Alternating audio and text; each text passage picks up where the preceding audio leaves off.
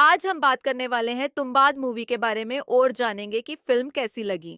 तुम्बाड़ 2018 की एक भारतीय हॉरर फैंटेसी फिल्म है जिसका निर्देशन राही अनिल बर्वे, आनंद गांधी और आदेश प्रसाद ने किया है। फिल्म को 3 अलग-अलग अध्यायों में विभाजित किया गया है, जिनमें से प्रत्येक अपने नायक विनायक राव के जीवन के एक अलग चरण का अनुसरण करता है। कहानी 20वीं सदी की शुरुआत में तुम्बाड़ के छोटे से गांव में शुरू होती है। कहा जाता है कि स्थानीय देवता से जुड़े होने के कारण गांव के लोग शापित हैं। विनायक की मां एक खस्ताहाल हवेली की देखभाल करती है, जिसकी मालिक एक रहस्यमयी बूढ़ी महिला है। यह महिला, जो बिस्तर पर पड़ी है और लगभग गतिहीन है, के बारे में अफवाह है कि वह एक ऐसे व्यक्ति की मां है जिसके पास कभी अपार धन था। वह खुद अपने लालच के कारण शापित है और किसी तरह राक्षस हस्तर से जुड़ी हुई है। गांव की मिथक हस्तर पर केंद्रित है, जो समृद्धि की देवी द्वारा बनाया गया एक प्राणी है, जिसने अपने दिव्य निर्माता के सोने और अनाज के खजाने को चुराकर उसे चुनौती दी थी। हालांकि उसके लालच के कारण अन्य देवताओं ने उस पर हमला किया और उसे हमेशा भूखा रहने का शाप दिया गया। देवी हस्तर को अपने गर्भ में शरण लेने की अनुमति देकर बचाती है, लेकिन किसी को भी उसकी पूजा करने से मना करती है। विनायक की मां उसे और उसके छोटे भाई को हवेली से दूर रखने की कोशिश करती है। उन्हें परिवार के अभिशाप के बारे में चेतावनी देती है। हालांकि जब छोटे भाई की मृत्यु हो जाती है तो त्रासदी होती है।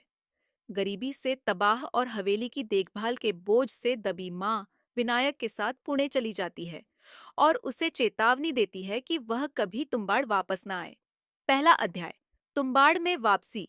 1918 सालों बाद विनायक, जो अब वयस्क हो चुका है, लालच और हवेली में छिपे खजाने की कहानियों से प्रेरित होकर तुम्बाड़ लौटता है। वह पाता है कि शापित बूढ़ी औरत अभी भी जीवित है, जो हस्तर के साथ उसके संबंध के कारण राक्षसी अवस्था में है। वह विनायक को खजाने का रहस्य बताती है। यह देवी के गर्भ में है, जहां हस्तर रहता है। इस ज्ञान से लैस विनायक गर्भ में एक खतरनाक यात्रा करता है, जहां उसका सामना एक भयावह भूत जैसे रूप में हस्तर से होता है।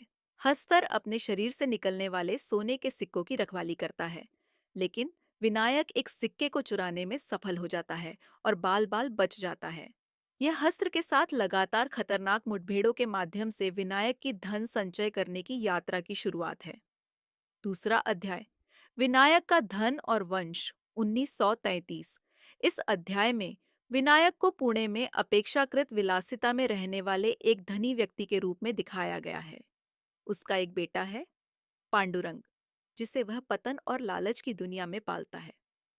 विनायक तुम्बाड़ की अपनी यात्राएं जारी रखता है, हर बार हस्तर से और अधिक सोना चुराने के लिए देवी के गर्भ में उतरता है। हालांकि जितना अधिक वह हस्त्र के साथ बातचीत करता है, उतना ही उसका नैतिक कंपास बिगड़ता जाता है। खजाने के प्रति उसका जुनून उसे परिवार या समुदाय की किसी भी भावना से अलग कर देता है। विनायक का लालच पीढ़ी दर पीढ़ी बढ़ता जा रहा है, क्योंकि वह अपने बेटे को खजाने की खोज में शामिल करना शुरू कर देता है। पांडुरंग, जो अपने पिता को आदर्श मानता है, इन खतरनाक मिशनों में एक अनिच्छुक भागीदार बन जाता है।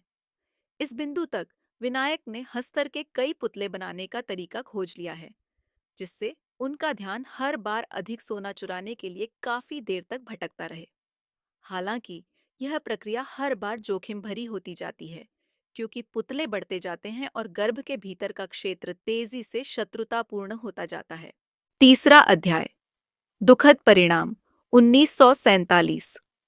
अंतिम अध्याय पांडुरंग पर केंद्रित है, जो अब एक युवा वयस्क है, क्योंकि वह अपने पिता के नक्शे कदम पर चलता है। विनायक का जुनून इस हद तक पहुंच गया है कि वह अपने बेटे को परिवार का श्राप देने का प्रयास करता है। दोनों देवी के गर्भ में एक आखिरी यात्रा की तैयारी करते हैं, हस्तर को और भी अधिक बढ़ाकर भारी मात्रा में खजाना चुराने की योजना बनाते हैं। हालांकि विनायक को खाए गए लालच के कारण अंततः उसका पतन हो जाता है। अंतिम चोरी के दौरान चीजें बुरी तरह से गलत हो जाती हैं, क्योंकि गर्भ हस्तर के पुतलों से भर जाता है, जिससे अराजकता फैल जाती है। पांडुरंग अपरिहार्य विनाश को देखते हुए भागने का फैसला करता है। अपने पिता को उसके भाग्य पर छोड़ देता है। विनायक को उन राक्षसों ने तोड़ दिया है जिन्हें उसने बनाने में मदद की थी। उसी लालच ने उसे जीवन भर परेशान किया। पांडुरंग एक सोने का सिक्का लेकर भाग जाता है। उसे परिवार के श्राप की भयावहता का एहसास होता है और वह इससे मुक्त होने का फैसला करता है। लालच एक केंद्रीय विषय है। लालच फिल्म का सबसे प्रमुख विषय है। विनायक का पूरा जीवन धन की खोज के इर्द गिर्द घूमता है और अधिक सोना इकट्ठा करने की उसकी अतृप्त इच्छा अंततः उसके विनाश का कारण बनती है। हस्तर की किंवदंती इस लालच के रूपक के रूप में कार्य करती है। जिस तरह हस्तर को अपनी योग्यता से अधिक चोरी करने की कोशिश करने के लिए शाप दिया गया था, उसी तरह विनायक को भी इसी तरह के परिणामों का सामना करना पड़ता है। हस्तर का अभिशाप पीढ़ी दर पीढ़ी आगे बढ़ता है, जिसमें प्रत्येक पात्र लालच के चक्र में फंस जाता है। पौराणिक कथा और लोक कथा फिल्म में भारतीय पौराणिक कथाओं का उपयोग इसके डरावने तत्वों में गहराई जोड़ता है। हस्तर का चरित्र हालांकि फिल्म निर्माताओं द्वारा बनाया गया है, लेकिन भारतीय लोक कथाओं का एक वास्तविक हिस्सा लगता है। देवी प्रकृति के पोषण और विनाशकारी दोनों पहलुओं का प्रतिनिधित्व करती हैं, जबकि हस्तर अनियंत्रित लालच और भूख का प्रतीक है। मिथक का उपयोग न केवल पृष्ठभूमि के रूप में बल्कि प्राकृतिक व्यवस्था को चुनौती देने के खतरों पर एक टिप्पणी के रूप में भी काम करता है। स्त्री प्रतीकवाद और गर्भ देवी का गर्भ फिल्म में एक महत्वपूर्ण स्थान है और समृद्ध प्रतीकवाद से भरा हुआ है। यह जीवन और मृत्यु, सृजन और विनाश दोनों का प्रतिनिधित्व करता है। विनायक का बार बार गर्भ में उतरना उसके नैतिक पतन को दर्शाता है। गर्भ, जो शुरू में जीवन और धन प्रदान करता है, अंततः विनायक के लिए एक कब्र बन जाता है। यह दर्शाता है कि कैसे धन की खोज एक व्यक्ति की आत्मा को खा सकती है। पीढ़ीगत अभिशाप और चक्र फिल्म पीढ़ीगत अभिशापों के विचार की भी खोज करती है। खजाने के प्रति विनायक का जुनून उसके बेटे पांडुरंग को दिया जाता है, ठीक वैसे ही जैसे हस्तर का मिथक परिवार की रक्त रेखा के माध्यम से पारित किया जाता है। हालांकि अंत में पता चलता है कि पांडुरंग अपने पिता के भाग्य को अस्वीकार करके अभिशाप से मुक्त हो सकता है। इसलिए फिल्म आशा की एक किरण प्रदान करती है कि लालच और विनाश के चक्र को तोड़ा जा सकता है। देखने के लिए धन्यवाद और अधिक रोचक वीडियो के लिए मेरे चैनल को सब्सक्राइब करें।